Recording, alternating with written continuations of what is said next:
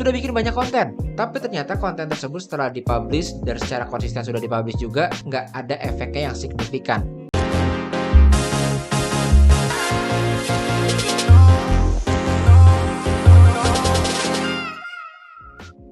Nggak cuma satu orang yang kadang-kadang seorang seller sudah rajin posting, sudah coba untuk konsisten konten juga, dan sudah bikin banyak konten. Tapi ternyata konten tersebut setelah dipublish dan secara konsisten sudah dipublish juga, nggak ada efeknya yang signifikan. Masuk ke dalam explore page enggak, masuk ke FYP enggak, dan bahkan kadang-kadang kalau kita cari di pencarian, kolom pencarian di TikTok ataupun di Shopee, itu nggak ada muncul. Dan artinya, sia-sia. Banyak sekali curhatan seller yang saya terima merasa capek.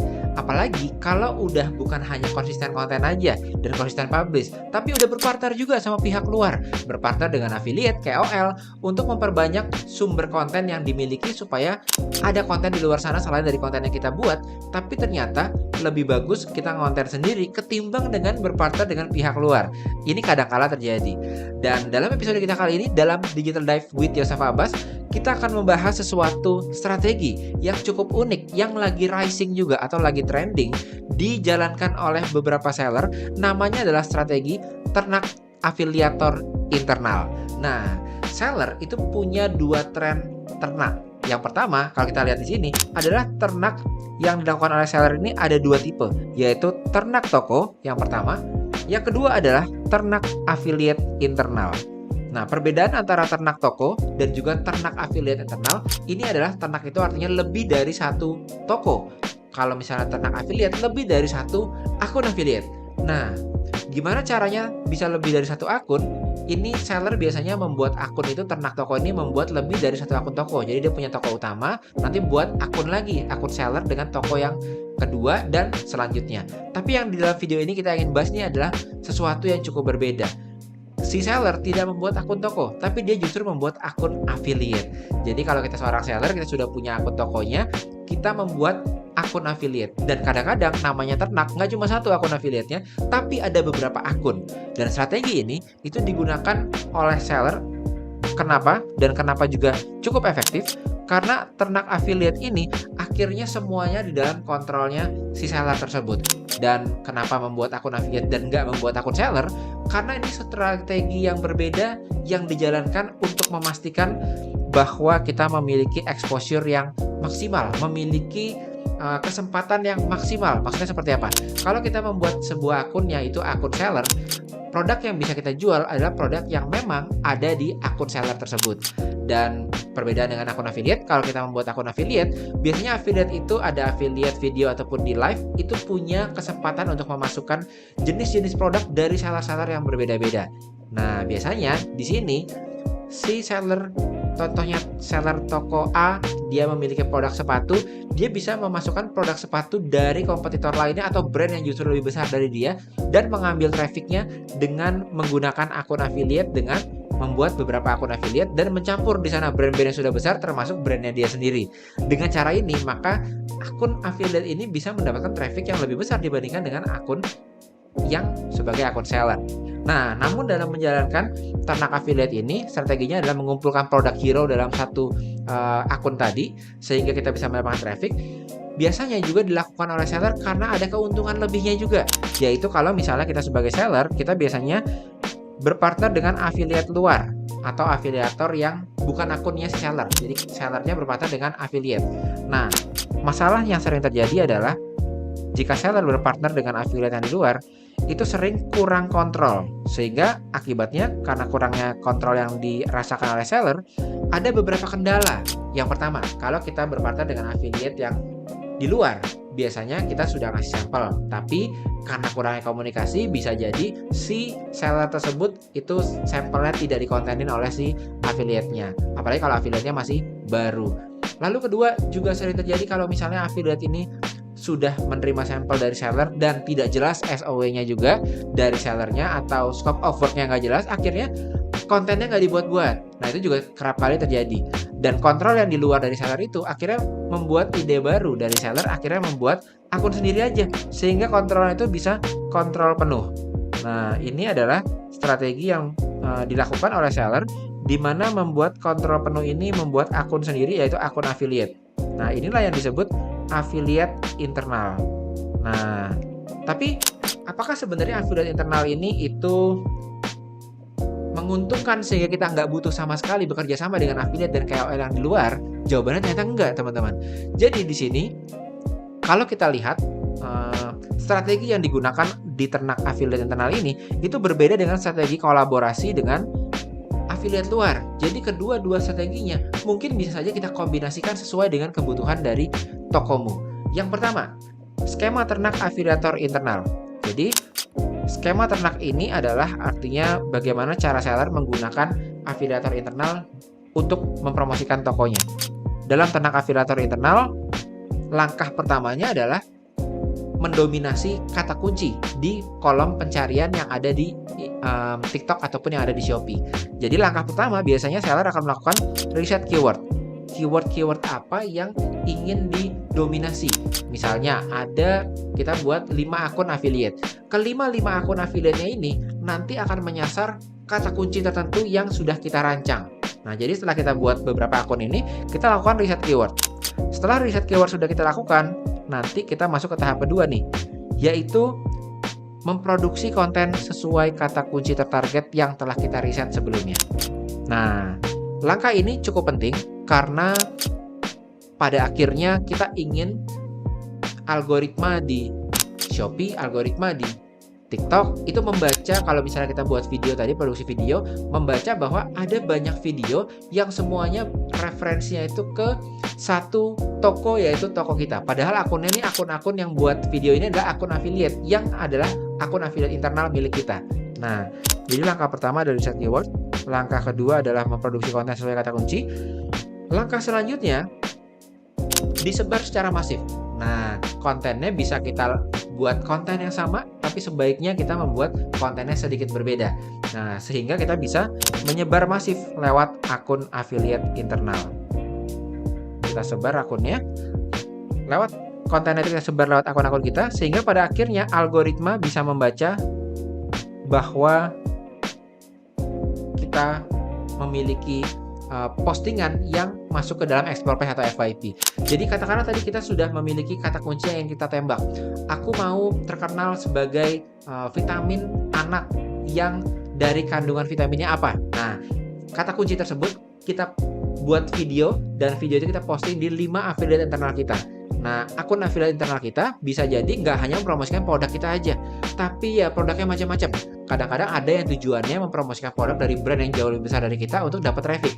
Nah, nanti ada lagi yang tujuannya untuk mempromosikan produk kita sendiri. Nah, dari kelima akun ini tujuannya apa sebenarnya kita memposting secara masif? Adalah dari semua postingan yang sudah kita posting, harapannya ada beberapa yang nanti akan masuk ke kolom pencarian saat orang mencari kata kunci tertentu. Contoh, mungkin kamu pernah jalan-jalan ke kota Jogja, kalau misalnya kita dari Jakarta ke Jogja. Di sana kita nggak kenal dan nggak tahu kafe yang viral di sana. Kita searching di sana, kafe untuk ngopi siang-siang. Dan ternyata di sana muncul, setelah kita searching kata kunci ada pilihannya. Nah, harapannya kalau ada orang nyari produk kita yang sudah mendominasi kata kunci, itu akan muncul juga di sana. Inilah namanya strategi yang disebut skema afiliator internal. Sehingga apa pada akhirnya? Sehingga efeknya adalah kita hemat budget advertising. Nggak perlu keluarin budget ads-nya itu seperti brand besar yang mungkin ratusan juta hingga miliaran per bulan ya.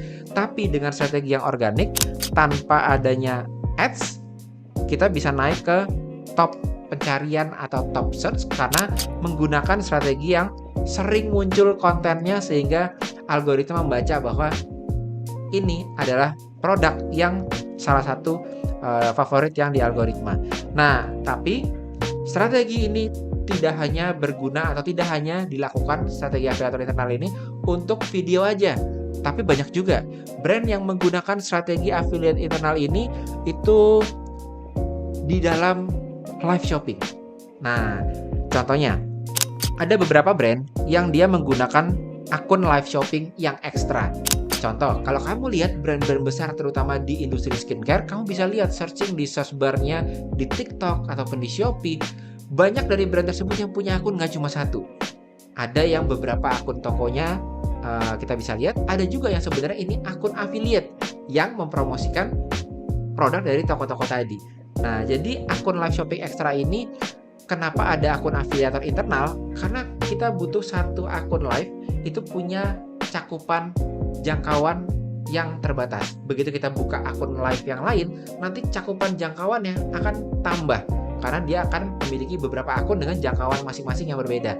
Nah, jadi di momen-momen, terutama momen-momen contoh mendekati akhir tahun campaign atau mendekati di bulan Ramadan yang ini peak pembelian, biasanya banyak sekali seller yang suka untuk menggunakan akun live extra ini untuk memaksimalkan exposure mereka sehingga pada akhirnya bisa mendapatkan ekstra jangkauan tanpa harus bakar duit atau spending di ads yang juga besar. Nah, jadi inilah strategi yang bisa digunakan sehingga strategi ini memang kenyataannya lahir dari banyak keresahan seller yang berkompetisi dengan mungkin seller-seller besar yang sudah budgetnya lebih besar, timnya lebih besar.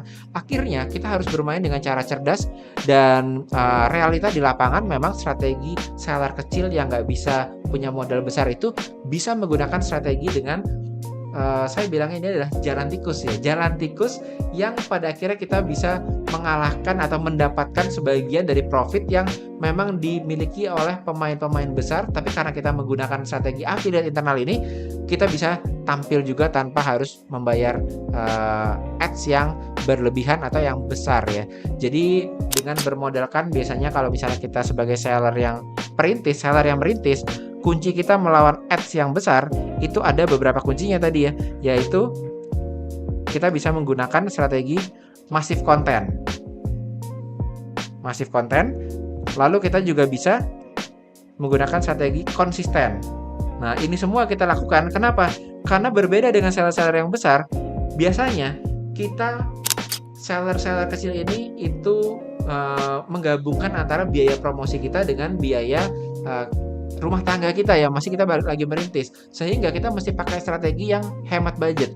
Nah, dengan strategi ternak afiliator internal ini memang kita bisa bilang ini adalah strategi yang cukup hemat budget tapi memang membutuhkan effort yang cukup besar karena kita harus masif kontennya, membuat banyak konten, membuat banyak akun afiliat internal juga. Namun strategi ini itu cukup efektif untuk bisa menambah reach. Jadi strategi ini itu bukan strategi ternak atau banyak-banyakan akun toko, tapi ini justru akun affiliate. Jadi kita juga membuat, kalau misalnya akun affiliate itu kita perlu punya tim internal yang membuat konten tadi. Jadi agak berbeda dengan strategi ternak toko. Kalau ini ternak affiliate internal, kebutuhannya adalah tim kita atau support untuk membuat konten. Strategi ini bisa kita jalankan tanpa harus kita membuang modal miliaran, tapi ngerti cara kerja algoritma kontennya. Jadi kalau teman-teman mau naik ke pencarian lewat konten, maka strategi ternak affiliate internal ini lebih cocok ketimbang strategi ternak toko. Nah, jadi artinya kalau kamu seller kecil yang merasa saat ini sudah banyak persaingan di TikTok ataupun di Shopee, ada caranya buat menguasai algoritma tanpa harus membakar uang, yaitu dengan cari jalan tikus tadi menggunakan ternak afiliator internal. Dan ini juga sebenarnya tanda petik ancaman buat para afiliator-afiliator yang saat ini sudah menjadi affiliate tapi kontennya masih setengah-setengah. Karena kalau kita affiliate dan kontennya masih setengah-setengah, seller itu sudah buat akun afiliator internal mereka sendiri. Jadi kita nggak bisa lagi sebagai affiliate itu hanya kontennya tanpa dioptimasi. Nah, kalau konten yang tujuannya untuk seller ternak afiliator internal ini memang dipastikan tidak bisa jadi top seller.